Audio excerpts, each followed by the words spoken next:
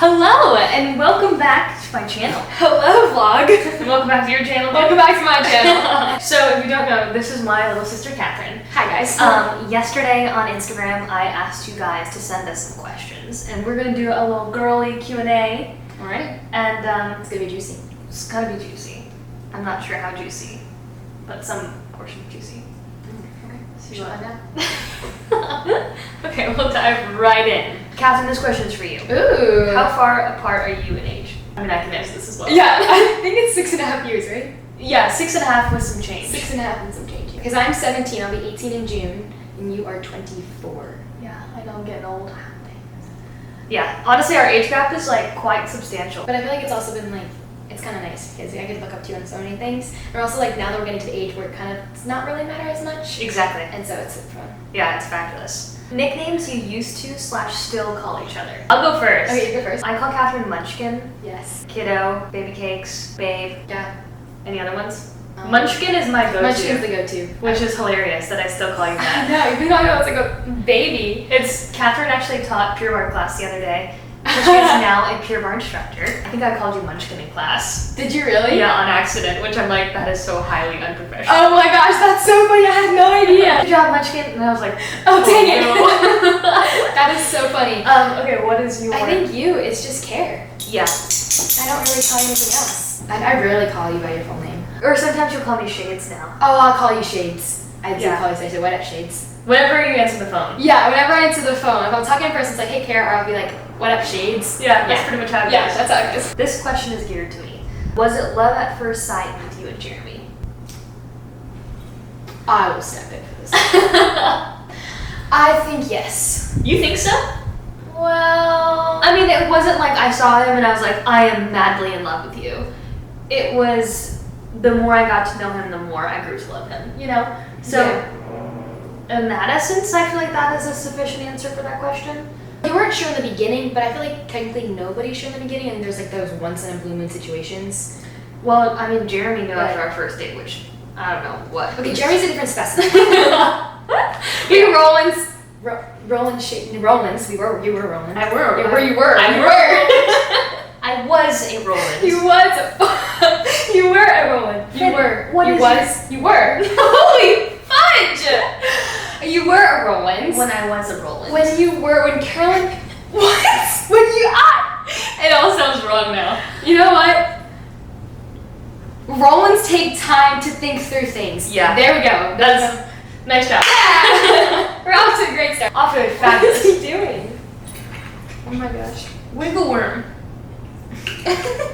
Also, they need haircuts so badly. Yes. Buddy, do you not realize that we're trying to film a Dang it, I video? kind of like my blanket.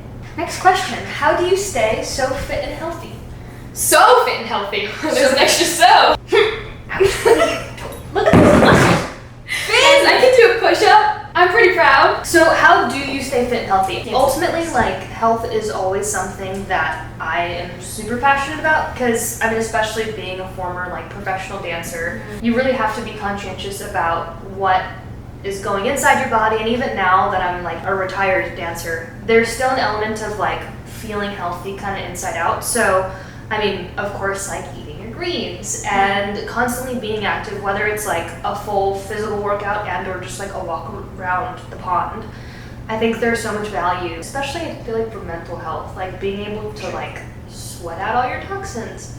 It's such a beautiful thing. So I think for me, and I know that Jeremy will definitely attest to this, I'm a much happier person when I work out. And he like clearly sees it and I'm like, oh my goodness. So just for like my mental space and stuff, like I have to keep moving. I think in order to stay healthy mentally, physically, emotionally, like working out and helps me with that, I guess. I definitely agree with you. For me, I would say fit and healthiness is always a journey. Like you don't just get to that point and you're like, oh my gosh, I'm gonna stay fit and healthy forever. I think work like actually that is such a good point. It's totally a journey. It's totally a journey. Because I like my snack foods at night. Yeah, for sure. And if you think about like, oh my gosh, I'll be healthy on this day, or if I do this certain diet, then I'll be healthy on this day. It never works like that. Yeah. You always have to think about it like life is a marathon, it's not a sprint. So basically I would just say it's kind of like all about balance, which I know it's kind of like, okay, yeah, everybody says balance. How do I find that? Trust me, I know it's so difficult. I've had my own fair share of things. But now since I've been off of ballet for a little bit because of injuries and plenty of other things. I really found that, you know what, in order for me to feel good in myself, it's not like, how do I look in the mirror? But it's like, okay, do I love myself for who I am at this stage of the moment I am? It's not like, okay, if I do this diet, then I'll love myself more. Or if I do this type of workout, then I'll love myself more. It's more of like, really being comfortable in your own skin. And then you can always, you know, update yourself, I guess you can call it that. I think, honestly, the key word, even in how I navigate life, is balance. Like, when we go out to the movies, we definitely splurge. And I mean, there's things within our day-to-day life that like are not your typical, like, this is uber healthy. Yeah, no. But just being conscientious and balancing your life out of enjoying the things that you enjoy and yet fueling your body, mind, soul, whatever, I think is kind of what helps us get through. If that answers your question, and that was a very long-winded answer. We can dive into that further in a later video. So this next question is, what inspired you and Catherine to do ballet? So I'll jump in first. Truthfully, I was such a tomboy growing up. Like, I was just not into the whole dancing thing. I tried it out at some little studio and just really wasn't too thrilled with how things were kind of evolving, and so I got super duper into sports. And then one of my mom's best friends at the time basically came up to me, I think after like one of my sports games. She's like, what are you doing? Like, you need to go actually train classical ballet. Like, you have the body, you have the feet, like, you're just wasting your time basically. And so after that I was like, well, maybe I should try ballet, right? So then I tried an actual classical ballet class with Magda, who was our teacher, who, rest in peace, was just so lovely. But it was this crazy thing of being in the environment of this like pre-professional ballet room that was just inspiring. And so I feel like being around like crazy talented people that are passionate about it, focused, is kind of what inspired me to continue doing ballet. So what inspired you, Munchkin? So what inspired me? Well, my sister. Really? So always, as a little kid, I always watched whatever you did. And I would have to say, because I would always be going to Carolynn's ballet recitals or going to the studio, being with Carolynn, watching you or something like that. And I just was like, you know what, I want to do ballet. I want to try it. It just seems fun. Like, my sister does it and she's awesome and I want to be just like her. I went to Magda at 6 and kind of started, I'd say, more serious at 6, however serious it could be at 6. Yeah, she was crazy serious at 6 years old. Yeah. So what is the best childhood memories you guys have? They're all terrible. They're horrible. I would say as a kid, Carolynn and I would do privates together dancing, and our old teacher Magda, we would do it together, and I just thought it was the coolest thing because I would have my sister look up to, and I'd be like, oh my gosh, like I'm dancing with like, the best dancer. And then we like come home. Remember that one time we like came home and went to the pool, and then we like get like popsicles or something after? It's crazy how certain memories are so ingrained. Like, that was like, yes, it's so ingrained. Like, I remember that whole day. There are a couple photos of us that it's like literally Catherine's here and like I'm this tall. One of my favorite recent-ish memories, when I moved out to LA, Catherine and my parents came to move me into my apartment. And guys, it was just like the trip from HE double hockey sticks. All of the furniture for my apartment was not delivered. We had nothing to sleep on, and I was supposed to be moving in and starting work in like 2 days, and yet like this apartment was barren. So we ended up going to Costco, getting groceries so that we could start kind of making it a little bit more homey. My parents went on some sort of walk or something, and so Catherine and I were sleeping in a little bit longer when we get up.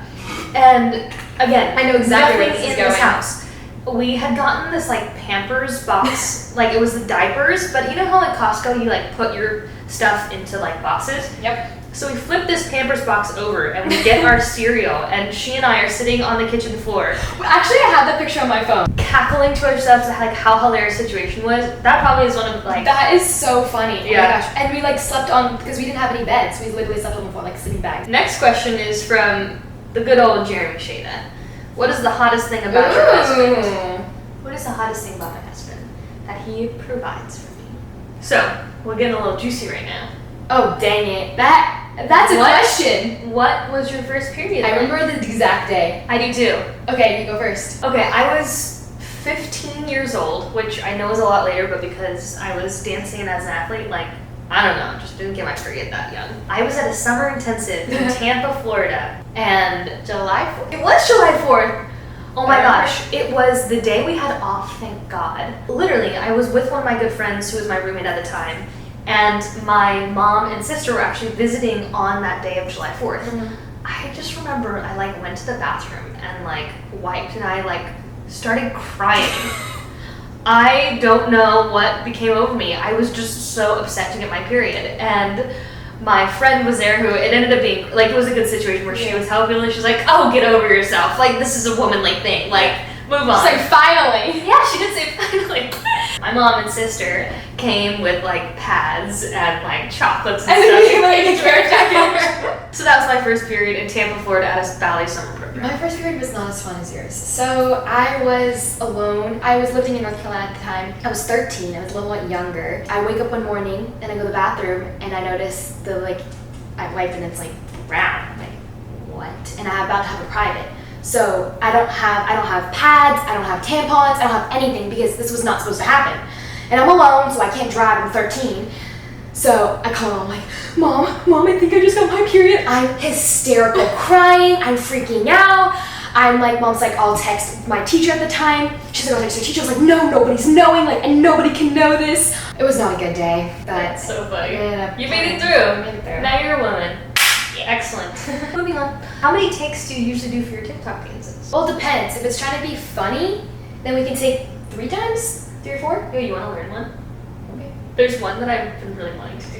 So we had to change our setup so that we could get up and dance. Alrighty. We're going to show you that we're just TikTok pros. Jiggle, jiggle. Jiggles. Dribble, dribble. Whip. It's so hard. 6 feet. Pack. No slack. No slack. I like this. I like this. Red, one. And then that part. Okay, wait. Oh no, you're totally right. You do go the other way. Yeah. Oh, I'm so sorry. A little box step situation. And then red. Oh, it's this. Wait, you keep moving so many to get the so phone. It goes this way and then this way.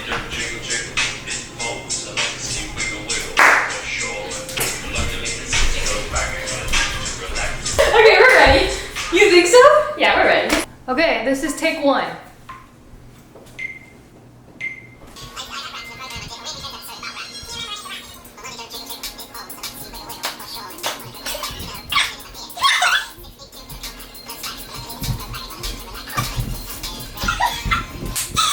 Let's sing it once before we tag in. Okay. Okay, so. My money don't jiggle, jiggle. Let go. I like to see you wiggle, wiggle. You know. Oh. What's the next one? Dribble, I like to see you dribble, dribble. You know. You know. Driving up. I think it's supposed to step to the sides. Driving in my Fiat, I really want to see it. 6 feet 2 and a compact, no slack. Yeah. No relax for relax. Something. Okay, should we try once? Okay, let's go. Take 2. My money don't jiggle, jiggle. Crap, I told you it's not.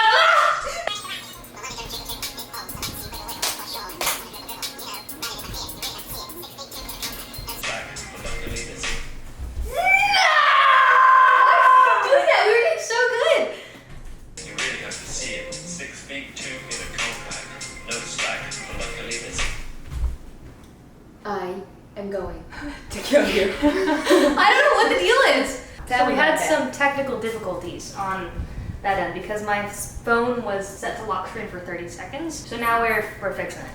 Okay. I think the reason why I was sucking is because I didn't have sweatpants on.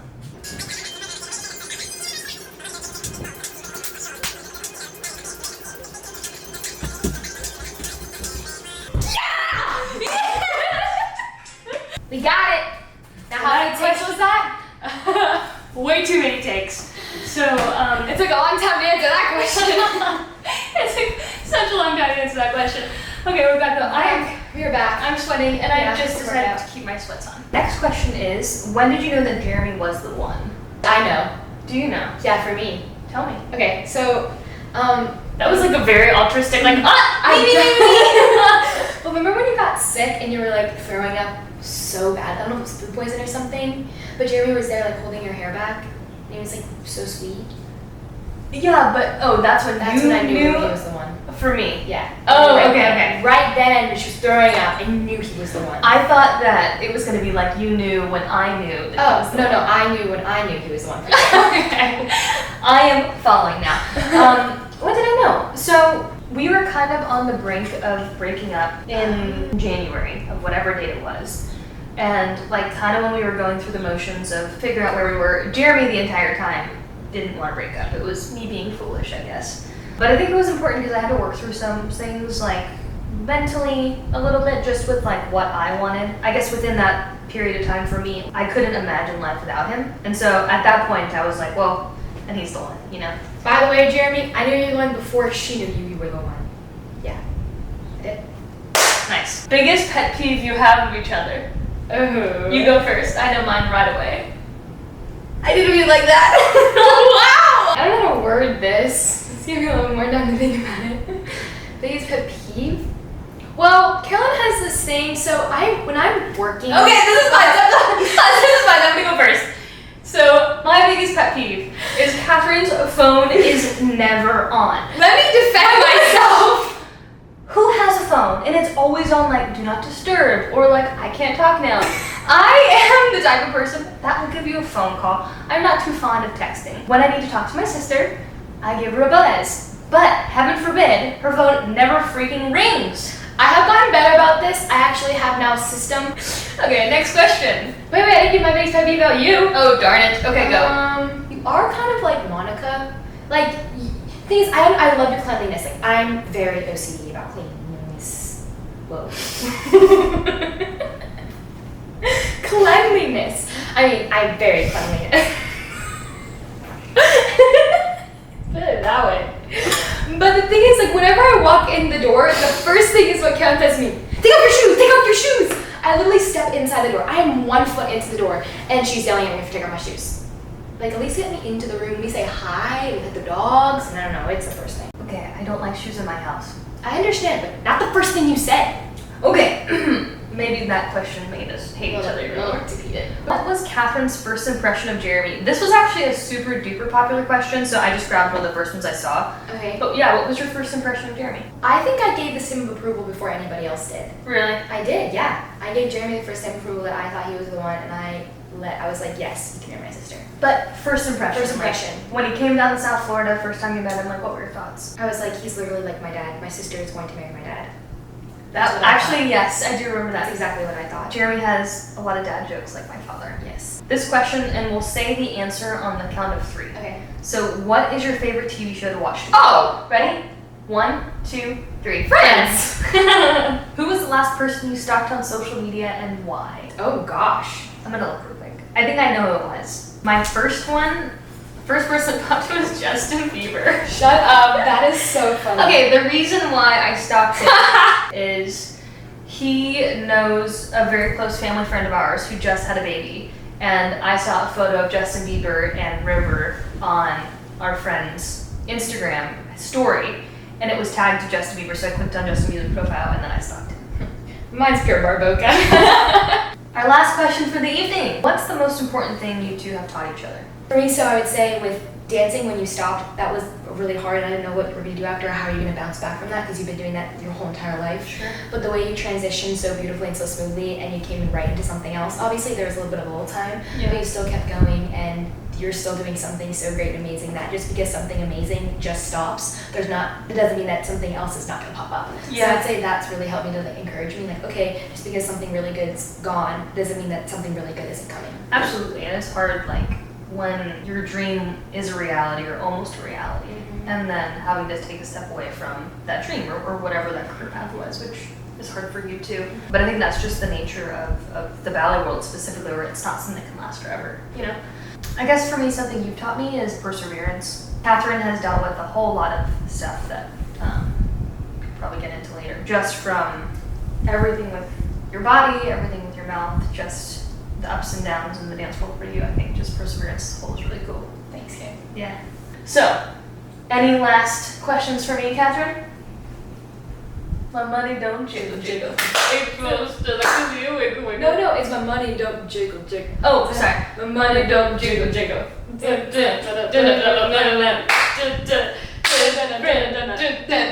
Running in my feet. You're 60 tall and compact. Compact. Alright, guys. Alrighty, that was fun. Thank you guys so much Thanks for for watching. watching. Text you next time. Text you next time. Text. English. See you next time. Bye.